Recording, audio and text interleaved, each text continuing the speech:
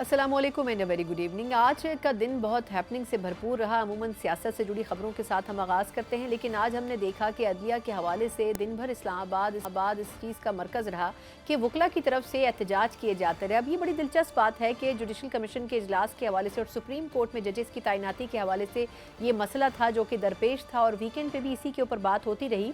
लेकिन वकला की तरफ से आज जो कॉल दी गई थी, कोशिश तो की गई एहतजाज करने की, लेकिन हुकूमत ने भी उनको भरपूर तरीके से रोकने की कोशिश किया। अब इसमें एक दिलचस्प एलिमेंट ये भी है कि एक तरफ पाकिस्तान बार कौंसिल है या बलूचिस्तान बार कौंसिल्स हैं या दीगर बार कौंसिल सूबों की इस प्रोटेस्ट को न सिर्फ ये कि इंडोर्स करने में नाकाम रही, बल्कि इससे इजहार लाताल्लुक़ भी किया। सुप्रीम कोर्ट बार की तरफ से भी इसी किस्म के मैसेजेस आए और प्रेस रिलीज़ आई। लेकिन अब देखना ये होगा कि आया क्या वकला तंजीमें जो तंजीमी प्लेटफॉर्म से नहीं लेकिन एक बड़े नंबर की सूरत में सड़कों पर मौजूद थी, उनसे बातचीत करने के लिए कोई हिकमत अमली होती हुई हुकूमत की तरफ से नज़र नहीं आई, बल्कि ख़ुद सुप्रीम कोर्ट में 2 जजेस की तरफ से जो खतूत लिखे गए उस इजलास को मौखर करने के हवाले से, उसके ऊपर भी कोई ख़ास रिएक्शन नहीं आया। बल्कि न सिर्फ ये कि वो इजलास बुला लिया गया, बल्कि उसके बाद जजेस की तैनातियों के हवाले से एक नोटिफिकेशन भी जारी कर दिया गया। इस पूरी सूरत हाल के ऊपर ख़ास तौर पर ये जानना चाहेंगे कि ये पूरी तहरीक बनती हुई क्या इसकी कोई शक्ल नज़र आ रही है। दूसरा, इस एहतजाज का मौसर मकसद क्या हो सकता है,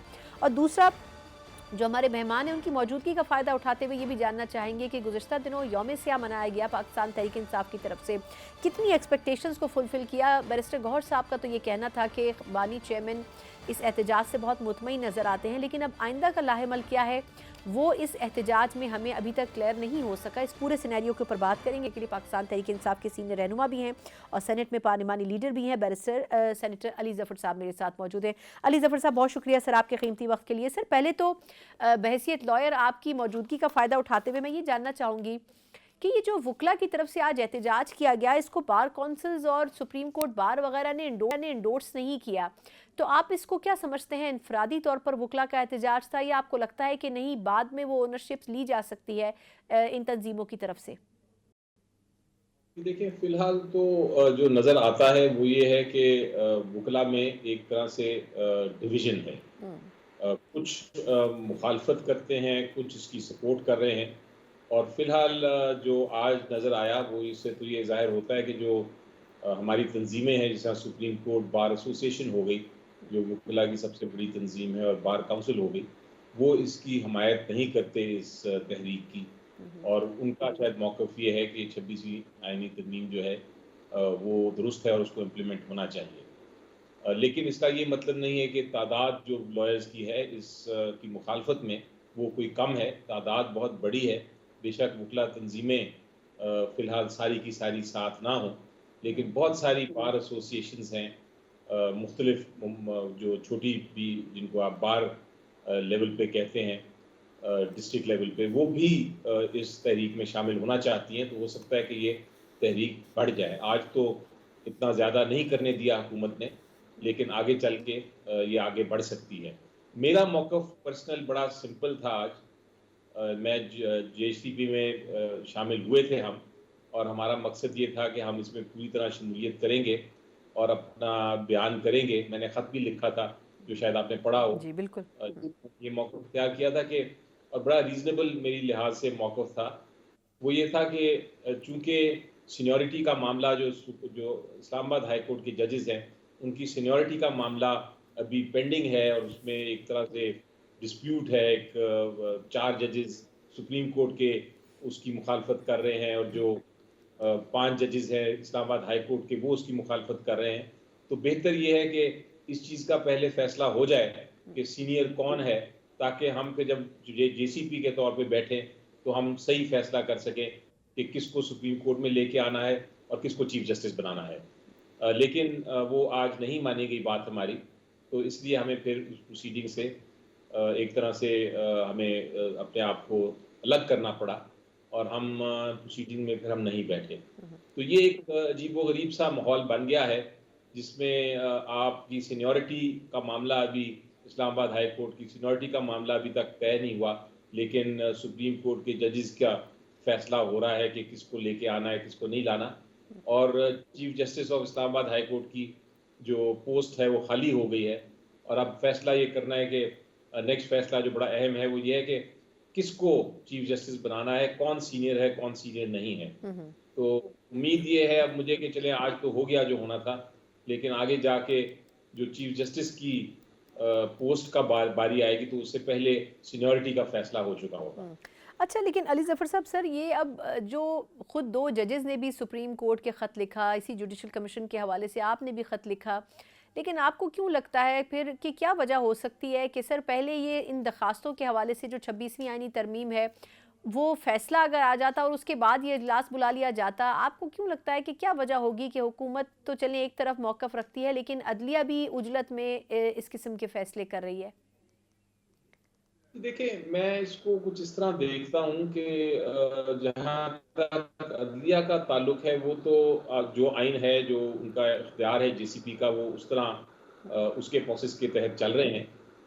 کچھ جج صاحبان کا خیال ہے کہ 26ویں جو آئینی ترمیم ہے اس کا فیصلہ پہلے ہو جانا چاہیے، ورنہ یہ امپریشن ملے گا.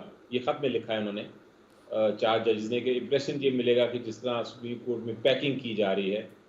لیکن میرا موقف وہ تو ان کا موقف ہے، میرا موقف تو یہ ہے کہ آپ پہلے سینیورٹی کا فیصلہ کر لیں، اس کے بعد پھر مزید آگے 26ویں آئینی ترمیم کا فیصلہ تو نیکسٹ آئے گا، لیکن پہلے سینیورٹی کا کریں، وہ سب سے اہم ہے.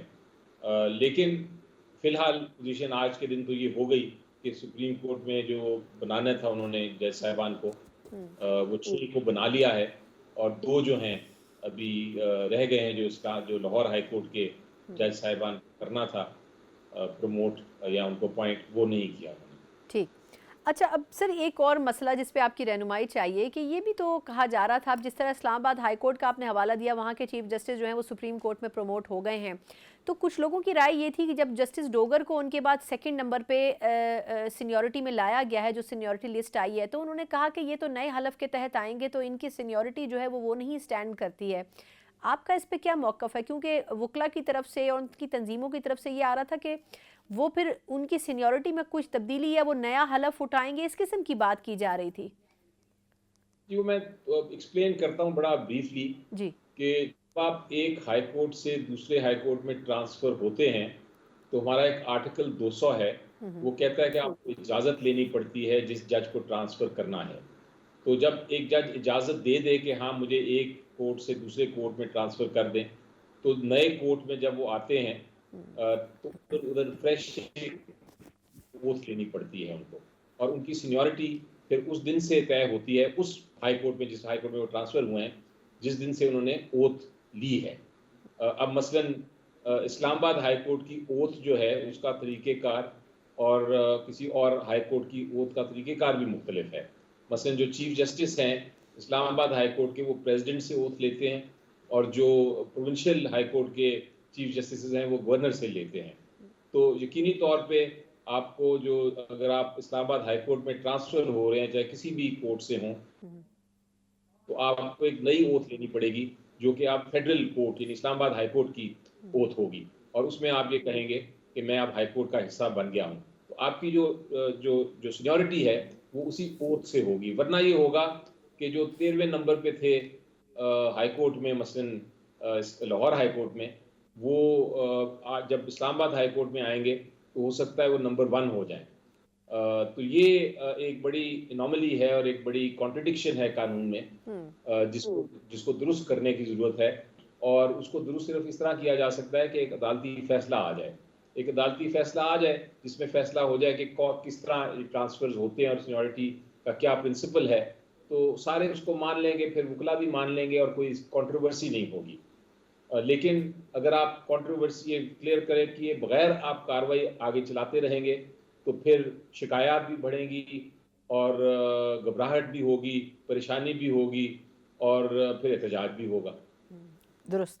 اچھا، اب سر تھوڑا سا میں آپ سے سیاسی پہلو پہ گفتگو چاہوں گی. یہ جو 8 فروری کو یوم سیاہ پاکستان تحریک انصاف نے منایا، یقیناً ایک کامیاب شو تھا. بیرسٹر گور صاحب نے کہا، خان صاحب بھی اس کے اوپر خوش ہیں، لیکن آپ کو کیا لگتا ہے اب جس طرح خبریں وہاں سے آ رہی ہیں کہ جنید اکبر صاحب اب اس کو ایویلویٹ کر رہے ہیں کہ کون سے جو اراکین ہیں یا جو سیاستدان ہیں، سینئر لیڈرشپ ہے، وہ کتنے کارکنان کو لے کے آئے، آپ اس کو کیسے گریڈ کرتے ہیں؟ یہ کامیاب شو تھا یا نہیں تھا؟ کیونکہ نون لیگ کی طرف سے تو بڑا کرٹیسزم ہو رہا ہے اس کے اوپر کہ یہ کامیاب نہیں ہو سکا.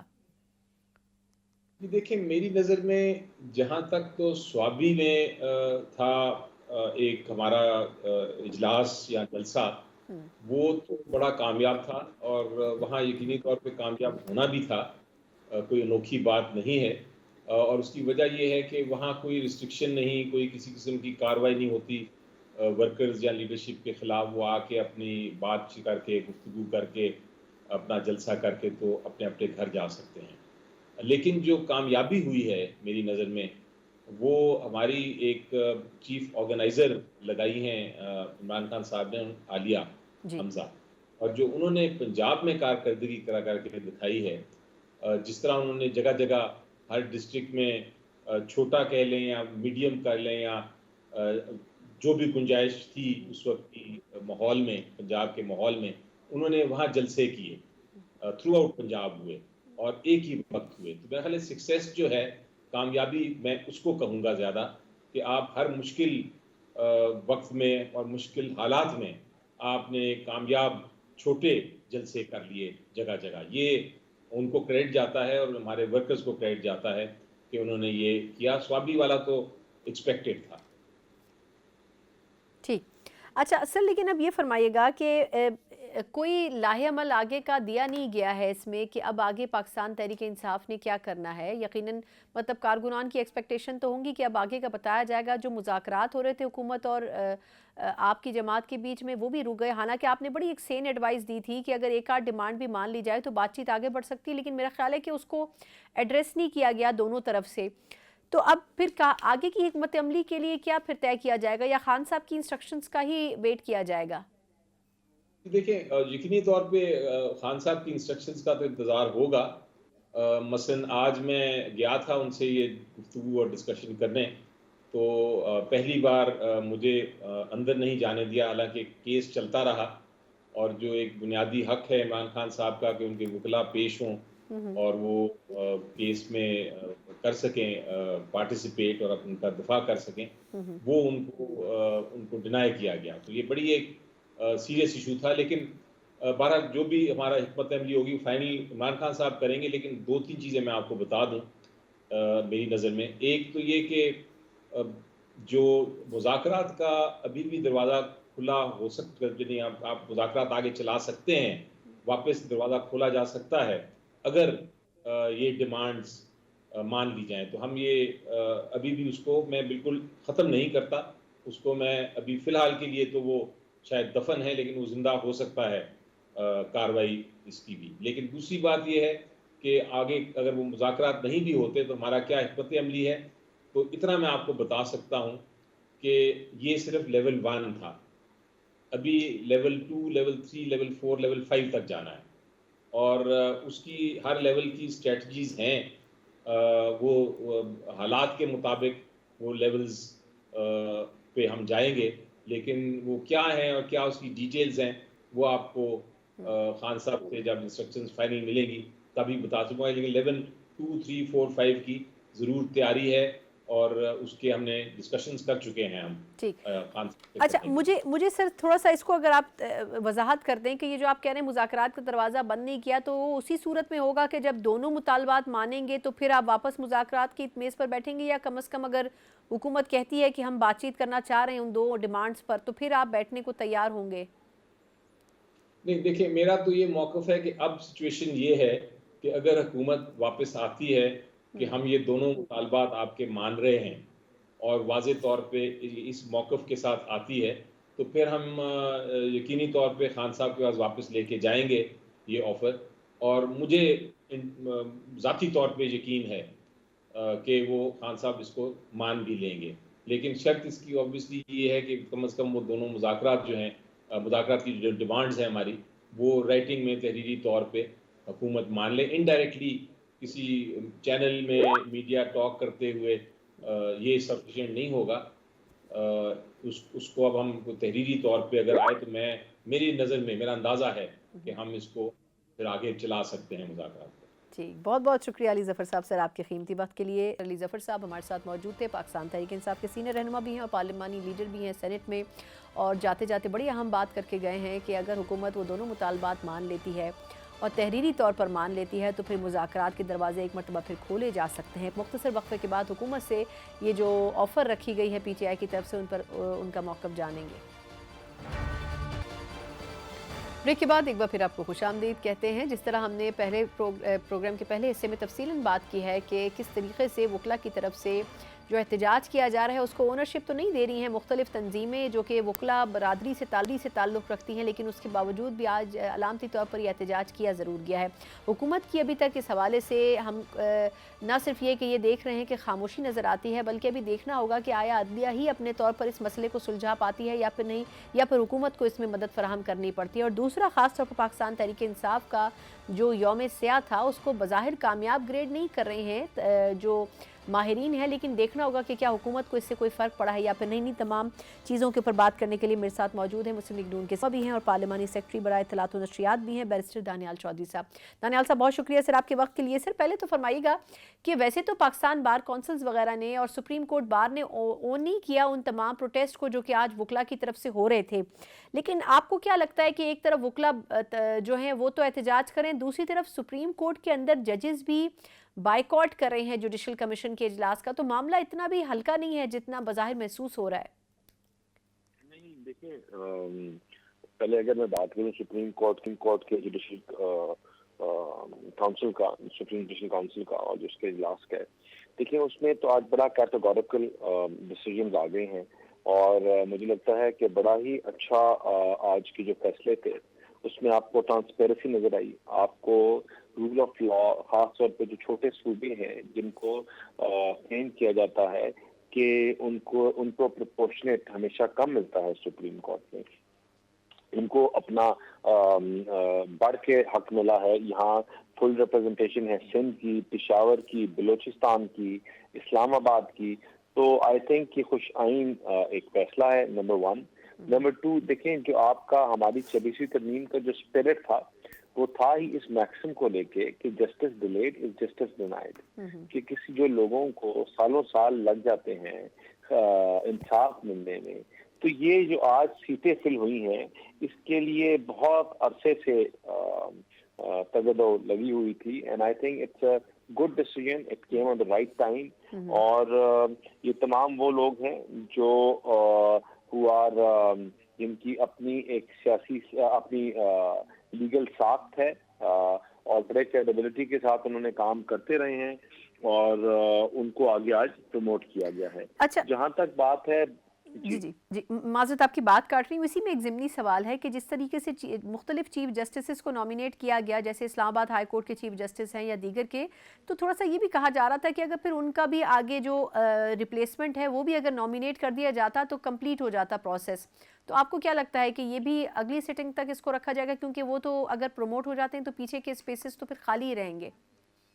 نہیں، پیچھے کے اسپیسز خالی نہیں رہتے۔ اسلام آباد کی بات کریں تو میاں سلگن اورنگزیب جو ہیں وہ قائم مقام ہوں گے۔ اسی طرح اگر ہم سندھ کی بات کریں، بلوچستان کی بات کریں، جو پیونیز ہیں وہ قائم مقام ہوں گے، تو اس میں اور پھر دوبارہ فیصلہ جو ہے نیکسٹ فیز میں ہوگا that who will be the chief justice. تو یہ نہیں ہوتا کہ جو اسپیس ہے وہ وائڈ ہے، the space is not wide, it has been already filled, اور اس کا ایک پروسیجر ہے دیٹ ہیز بین اڈاپٹیڈ، اور I think the remaining chief justices جن کا ڈیسیژن ہم نے دیکھا ریسنٹ ہمارے پاس ایگزامپل ہے ناٹ ویری فار کہ جسٹس شجاعت صاحب کو چیف جسٹس بنا دیا گیا تھا ہائی کورٹ کا، اسی طرح ہی انٹرم سیٹ اپ کے لیے جو مین وائل تھا، اور اس کے بعد جب جوڈیشل کمیشن بیٹھا تو علی میون صاحب کو اس نے ووٹ کیا۔ تو it's not something that is new. This is the way it is done. It has been done like this in previous years. Repeatedly ایسا ہی ہوتا ہے، اور وہی جو بعض لوگ اس کے اوپر کامنٹ اس لیے کرتے ہیں کیونکہ ان کو لیگل جو چیزیں ہیں، نکات ہیں، ان کا جو پروسیجر یا پروسیس ہے وہ شاید اتنا واضح نہیں ہے، یا ان کو لگ رہا ہے یہ پہلی دفعہ ہو رہا ہے، تو یہ اسی طرح ہی ہوتا ہے اور اسی طرح جو وائڈ ہے وہ بھرا جاتا ہے۔ بالکل ٹھیک۔ جہاں تک آپ نے دوسرا سوال کیا تھا جو پروسیشنز کا، دیکھیں ہر جماعت میں آپ کو ملتے ہیں ڈفرینٹ پولیٹیکل ایکٹیوسٹ۔ اب آج ایک اسپیسیفک پولیٹیکل پارٹی کا احتجاج تھا جو بری طرح فیل ہوا، اس کو بار کاؤنسل نے سپورٹ نہیں کیا، راولپنڈی کی جو بار ہیں انہوں نے سپورٹ نہیں کیا، اور وہ اس لیے نہیں کیا کیونکہ لاٹ آف لائرز تھنک کہ یہ جو ڈیسیجن میکنگ اور پاور جو صرف ایک کوریڈور میں بند تھی، اب وہ عام وکلا اور ایک بار کاؤنسل کے پاس آ گئی ہے، اور جو کمیٹیز ہیں ان کے پاس آ گئی ہیں، جو اب چیزوں کو ایک اچھی طرح لے کے بھی چلیں گے، ان کو ایڈریس بھی کریں گے، اور اس سے ٹرانسپیرنسی سامنے آئے گی.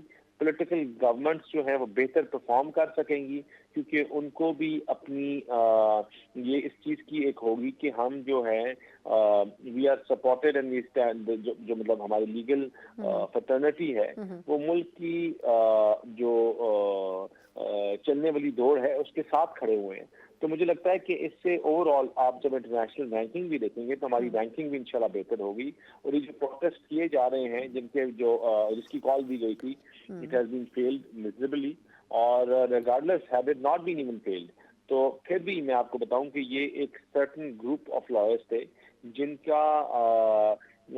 کو یہ بات جس چیز میں بلیو کرتے ہیں کہ جوڈیشل پروسیس جو ہے وہ اسٹیل رہے تو بہتر ہے، وہ ڈیلیڈ رہے تو بہتر ہے، وہ ڈینائڈ رہے تو بہتر ہے. تو ان تمام چیزوں کو سپورٹ کرنے کے لیے جو ہمارے میجورٹی آف دا لائرز ہیں دے ناٹ ریڈی، اور انشاءاللہ اس سے آگے چیزیں بہتر ہوں گی. ٹھیک. اچھا سر، وقت ویسے محدود ہے، میں کوئکلی آپ سے کامنٹ چاہوں گی، وہ یہ کہ پاکستان تحریک انصاف کا جو 8 فروری کا یوم سیاہ تھا، آپ کیا سمجھتے ہیں کہ ویسے تو خیبر پختونخوا میں ہی وہ مین شو تھا، لیکن آپ کو لگتا ہے کہ کوئی خاطر خواہ پرفارم کر سکی پی ٹی آئی؟ وہ تو اس سے بڑے مطمئن نظر آتے ہیں، لیکن آپ کہاں گریڈ کریں گے پنجاب میں ہونے والے احتجاجوں کو؟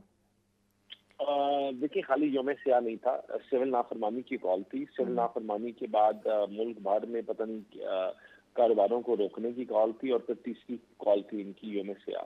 دے have all miserably failed because people of Pakistan وہ تیار نہیں ہے اپنے کندھوں میں نفرت کا، تفریق کا بوجھ اٹھانے کے لیے. پاکستان کو آگ لگانے والوں کے ساتھ لوگ نہیں کھڑے ہوتے.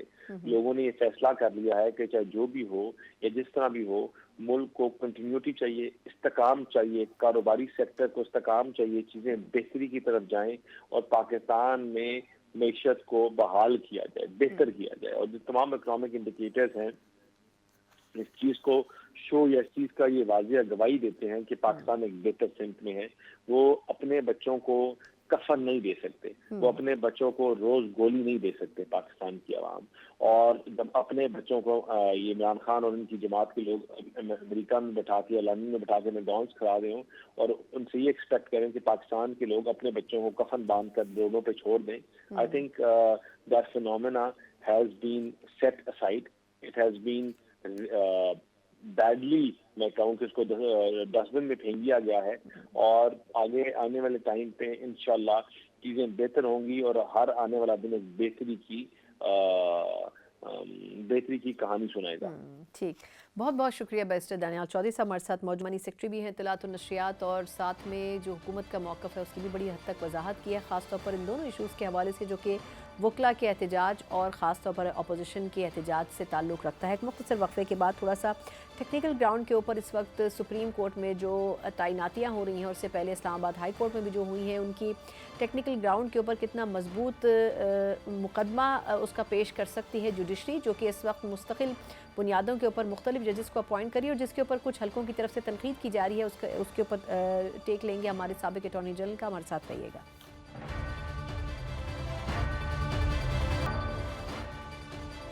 بریک کے بعد ایک بار پھر آپ کو خوش آمدید کہتے ہیں. جس طریقے سے آج وکلا کی طرف سے احتجاج کیا گیا اسلام آباد میں ڈی چوک کے قریب، اور خاص طور پر یہ پیغام دینے کی کوشش کی گئی کہ جو تعیناتیاں اسلام آباد ہائی کورٹ یا پھر سپریم کورٹ میں کی جانی ہیں، اس کا جو طریقہ کار ہے اس کے اوپر اعتراضات ہیں. اس سے پہلے ہی پچھلے کچھ دنوں سے ہم دیکھ رہے تھے کہ اسلام آباد ہائی کورٹ میں جب کچھ نئے ججز کو اپوائنٹ کیا گیا تھا تو اس وقت سے ہی یہ ریزسٹنس کی فضا پیدا ہوتی نظر آ رہی تھی. لیکن آج جوڈیشل کمیشن کے اجلاس کے حوالے سے جب متعدد خطوط بھی لکھے جا چکے ہیں، خود سپریم کورٹ کے اندر سے بھی خطوط لکھے گئے ہیں، اس کے بعد اب یہ تمام سینیریو بننا، ایک طرف ہم دیکھ رہے ہیں کہ سپریم کورٹ بار اور پاکستان بار کونسل وغیرہ جیسے پلیٹ فارمز اس قسم کے احتجاج کو کنڈیم کر رہے ہیں، لیکن دوسری طرف وکلا ہیں جو اپنے موقف پر ڈٹے ہوئے ہیں.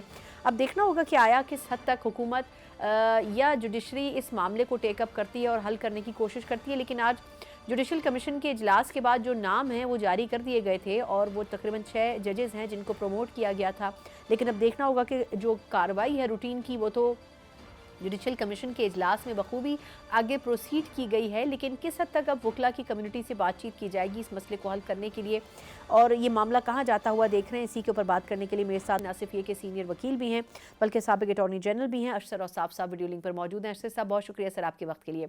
सर ये फरमाइएगा कि आज माहौल वैसे ऐसा बन रहा था कि जैसे वकला का कुछ मखसूस ग्रुप्स हैं जो कि रेजिस्टेंस पैदा कर रहे हैं या एहतजाज कर रहे हैं, क्योंकि पाकिस्तान बार कौंसिल की तरफ से बल्कि यहाँ तक के Punjab bar council, Balochistan bar council और सिंध वगैरह से भी इसी किस्म की बात की गई कि ये एहतजाज नहीं होना चाहिए, ये रूटीन का कमीशन का इजलास है। लेकिन आपको क्या लगता है कि क्या मखसूस ग्रुप्स हैं जो कि मैनिपुलेट कर रहे हैं इस इशू को, या वाकई इसमें कोई गलती भी है आला अदलिया की? हमारे मुल्क में कुछ अजीब सा सिलसिला पड़ गया है। तैनातियाँ जो हैं हाई कोर्ट के अंदर वो एक मामूल की बात होनी चाहिए and it should not be subject to ये कंट्रोवर्सीज। आपने देखा कि आर्मी चीफ की भी जो अपॉइंटमेंट है उसके ऊपर भी बहुत सारी बातें होती हैं और ये अब एक सिलसिला चल पड़ा हुआ है। मैं आपकी जो आप क्लिप चला रही थी उसमें मैंने देखा कि बहुत सारे उसके अंदर ऐसे लोग थे जो कि काले कोट नहीं पहने हुए थे, वो भी इस एहतजाज में बैठे हुए हैं और शामिल हैं। सो मुझे कुछ अजीब सी बात ये भी लगती है कि मैंने अपनी 42 इयर्स की प्रैक्टिस में एहतजाज होते देखा है कि कोर्ट के अंदर आप जजेस लगा नहीं रहे, उसके ऊपर तो इश्यूज हो सकते हैं, लेकिन अगर आप लगाना है और उसको रोका जाए, ये मेरे लिए कोई अचंभे वाली ही बात है। एक तो ये एस्पेक्ट हो गया। दूसरा, ये कहीं बाहर से तो नहीं लेके आ रहे आप सिंध हाई कोर्ट से, आप लाहौर हाई कोर्ट से, आपने बलूचिस्तान हाई कोर्ट से, आपने इस्लामाबाद हाई कोर्ट से, बलूचिस्तान हाई कोर्ट से, ये सब वहीं से आ रहे हैं ना। एंड दे आर ऑल, उनके ट्रैक रिकॉर्ड हैं, उनकी रिपोर्टेड जजमेंट्स हैं। So what's wrong with bringing in them? तीसरा एस्पेक्ट ये है कि आप जब ये एहतजाज करते हैं ना तो साइलान जो हैं उनका नुकसान होता है। देखिए वो इसमें पार्टी नहीं है और आप वकील के तौर पे और जज के तौर पे आपको फीस मिलती है उनका मौक़िफ़ बयान करने के लिए, और जज के तौर पे आपको मिलती है तनख्वाह उनका मौक़िफ़ सुनने के लिए। आप उसमें बायकॉट कर दें, अदालत का भी बायकॉट कर दें और उनकी तैनाती में भी बायकॉट कर दें, तो मेरी तो फहम से सच्ची बात है ये बाहर नहीं। लेकिन अरशद साहब माजरत सर कता कलामी की, मुझे ये फरमाइएगा कि अब ये कितना इम्पोर्टेंट है कि एक तरफ हम देख रहे हैं कि जो जुडिशल कमीशन का इजलास हुआ इसके बारे में बहुत सारे जजेस ये ऑलरेडी राय दे चुके हैं कि 26वीं तरमीम के हवाले से दरखास्तें मौजूद हैं, पहले उनका फ़ैसला हो लेने दें, उसके बाद फिर ये इजलास बुलाना चाहिए इस तरीक़ाकार के मुनासबत से। ख़ुद सुप्रीम कोर्ट में 4 जजेस ये ख़त लिख चुके हैं, आज 2 ने बाइकआउट भी कर दिया उस इजलास का। तो आप ये फरमाएगा कि क्या बेहतर नहीं होता कि पहले उसका फ़ैसला आ जाता उन दरखास्तों का, या आपको लगता है कि नहीं ये ज़रूरी था इजलास तलब करना? मेरा ख्याल है ये 6 की जो तैनाती है ये भी कम है। आपको सारे के सारे कोर्ट्स में, चाहे वो हाई कोर्ट्स हैं, चाहे डिस्ट्रिक्ट कोर्ट्स हैं, चाहे सिविल कोर्ट्स हैं, चाहे सुप्रीम कोर्ट है, उसमें कभी कोई आसामी खाली नहीं होनी चाहिए, क्योंकि हमें तो पता है ना रिटायर कब होना है। तो रिटायरमेंट से पहले हम क्यों नहीं इन बातों को मलूज़ खातिर रखते हुए शॉर्ट लिस्ट करें और जो भी आपने काम है वो काम करके, ताकि कोई भी जगह कभी भी खाली ना हो। मेरे नज़दीक कभी भी जब कहते हैं ना कि chief justice and so many जजेस ऑफ द हाई कोर्ट, तो जब तक कि वो पूरे ना हो मेरे नज़दीक हाई कोर्ट जो है वो एग्जिस्ट नहीं करती है। लेकिन वो बात की बातें हैं, कम से कम ये तो है ना कि उसको आप फेल करें। अच्छा, अब 26वीं तरमीम में आपको बहुत सारी बातों पे एतराज़ होगा, लेकिन ये जो आज का इजलास है ये सुप्रीम कोर्ट में तैनाती की बात है। बिल्कुल है ना? बिल्कुल। तो उसके अंदर किन को लिया जा रहा है? कहीं से बाहर से लाया जा रहा है। ये वही नहीं है जो 26वीं तरमीम से पहले का भी सिलसिला था। So where is the deviation? हाँ, ये मैं इंतजार भी कर रहा था कि ये लामिया भी सुनने को मिले कि जो चीफ जस्टिस जो हैं उनको तैनात किया जा रहा है सुप्रीम कोर्ट में, उनकी जगह किनको लगाया जा रहा है, उसका मैं इंतजार कर रहा हूँ कि वो उसके ऊपर क्या फैसला हुआ है। That is the way forward. और कोर्ट्स जो है वो चलने चाहिए। और मैंने तो बहुत अरसा पहले तजवीज़ ये दी थी कि शाम को भी अदालतें लगाई जाएं। कुछ जजेस जो हैं वो दोपहर में यानी दिन के वक्त केसेस सुने, और कुछ जजेस जो हैं वो 4 बजे के बाद केसेस सुने, ताकि ये सब जो बैकलॉग है इसको ख़त्म होना है। एग्जैक्टली सर, बेहतरीन ये सजेशन है अगर इसको मलहूज़ खातिर रखा जाए। अच्छा सर, एक और मसला आपकी राय चाहिए। ये अब तो चलें, आपने कहा कि सुप्रीम कोर्ट में ये तो तैनातियों का मसला था जो कि आज इजलास में तय होना था। इससे पहले इस्लामाबाद हाई कोर्ट में जो कुछ जजेस आए उनके हवाले से एक मसला ये हुआ कि जस्टिस डोगर साहब के बारे में वकला की तरफ से ये कंप्लेन हो रही थी कि उनको सीनियरिटी में ऊपर क्यों कर दिया गया जस्टिस मोहसिन कियानी साहब से। तो ये थोड़ा सा हमारी तस्दीक कीजिएगा कि ये जब कोई जज अगर किसी और कोर्ट से किसी एक कोर्ट में आते हैं तो क्या दोबारा से ओथ टेकिंग होती है?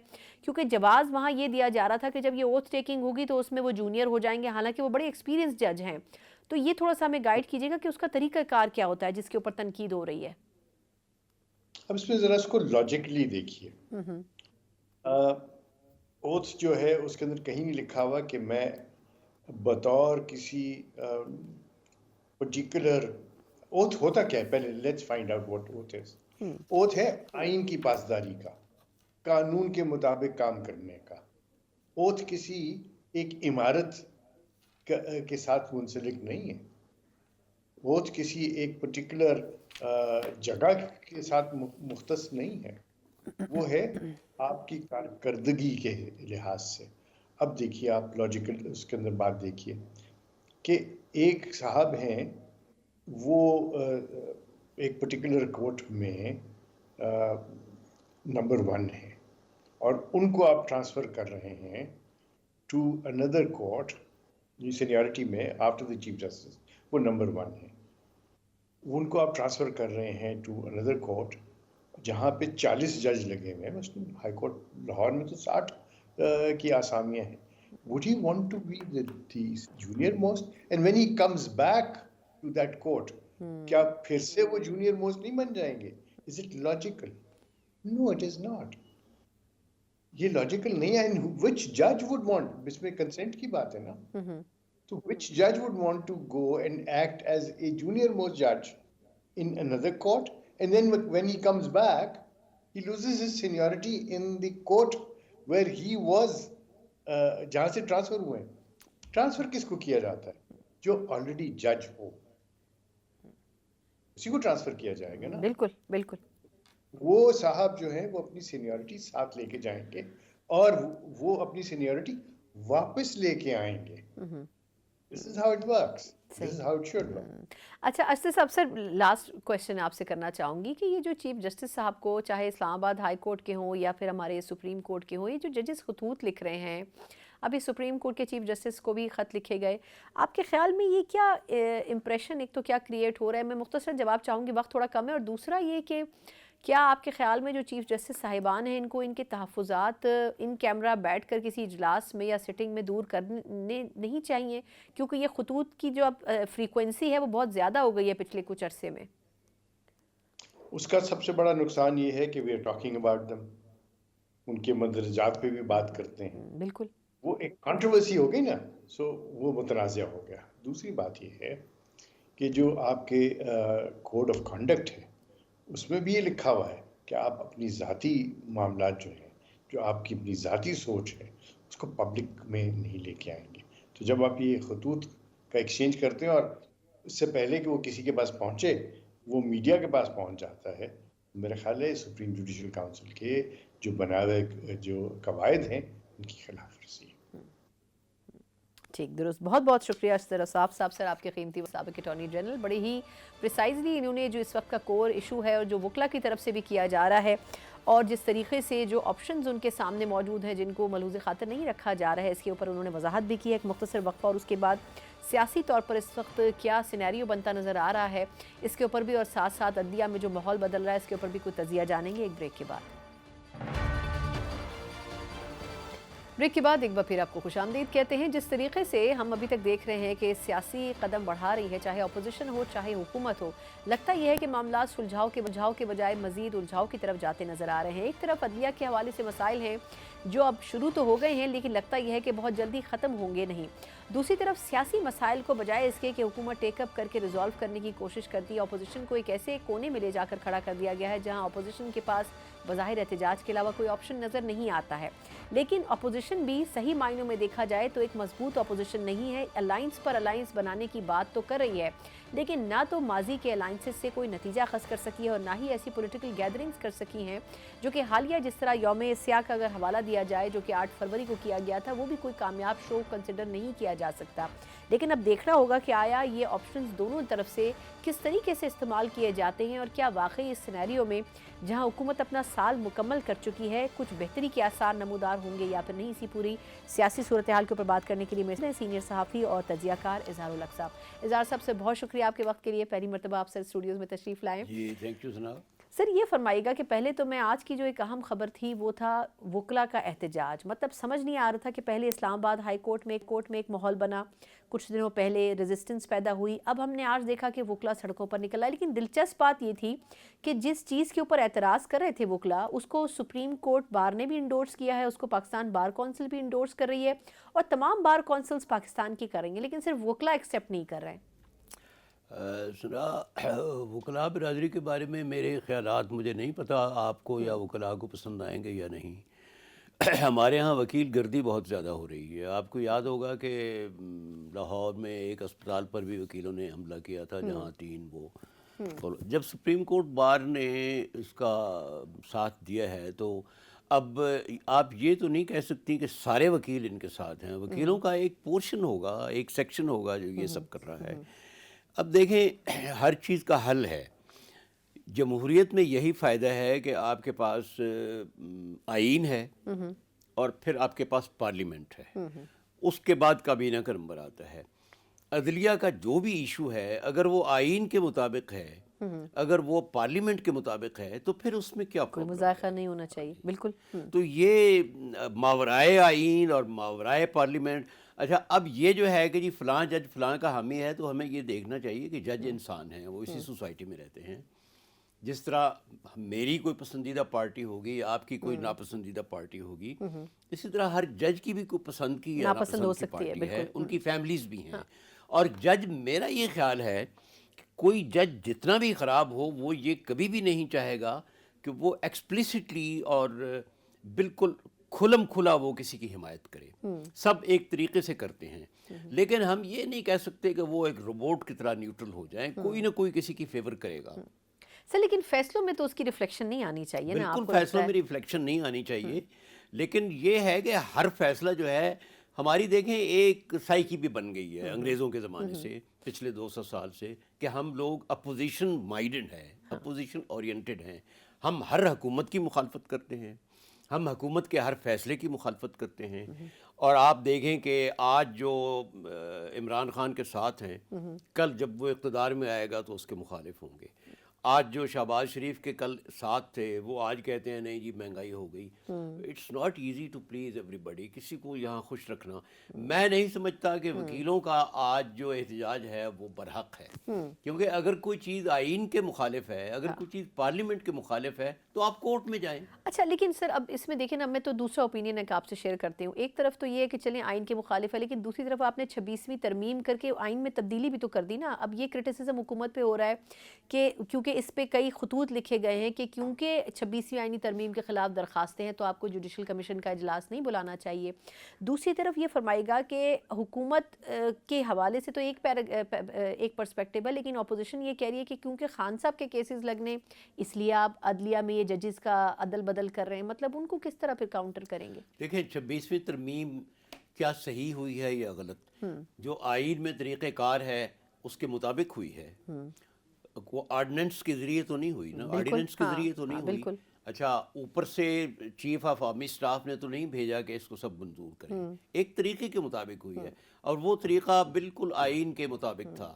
یہ بالکل اسی طرح ہے جس طرح کانفیڈنس وہ منظور ہوئی تھی. یہ الگ بات کہ اس وقت اپوزیشن کو نو کانفیڈنس موو نہیں کرنی چاہیے تھی، اس کا انہیں نقصان ہوا ہے اور دوسروں کو فائدہ ہوا ہے. ہم نہ پی ٹی آئی کے ساتھ ہیں نہ نون لیگ کے ساتھ ہیں، ہم تو فیکٹس کی بات کر رہے ہیں. 26ویں ترمیم پر یہ کیوں اعتراض کر رہے ہیں؟ اپوزیشن ان کے پاس تھی پارلیمنٹ میں، وہ اس کو روکتے. اگر ووٹنگ کے ذریعے وہ روک سکتی اور پھر امپوز کی جاتی تو پھر تو غلط تھا.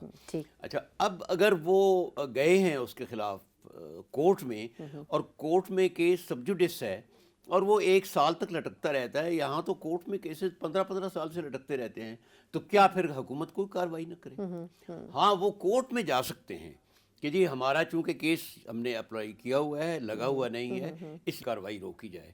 تو اگر وہ نہیں جاتے تو پھر ان کی اپنی غلطی ہے. میں نہیں سمجھتا کہ اس میں ان کا کوئی، میں یہ بھی نہیں کہہ رہا کہ 26ویں ترمیم غلط ہے یا صحیح ہے، آپ سے کہہ رہے ہیں کہ جو ٹیکنیکل گراؤنڈ پہ کی گئی ہے جس کے مطابق ہوا ہے وہ صحیح ہے. بالکل. اچھا اب سے تھوڑا سا میں چاہوں گی کہ ہم سیاسی طور پر ایسپیکٹ جانیں گے. جو پی ٹی آئی کی طرف سے یوم سیاہ ایک منایا گیا 8 فروری کو، بظاہر اس کو بہت کامیاب شو نہیں کہا جا رہا، لیکن یہ ہے کہ کیونکہ اپنی جہاں سے صوبے میں حکومت ہے وہیں انہوں نے وہ شو کیا.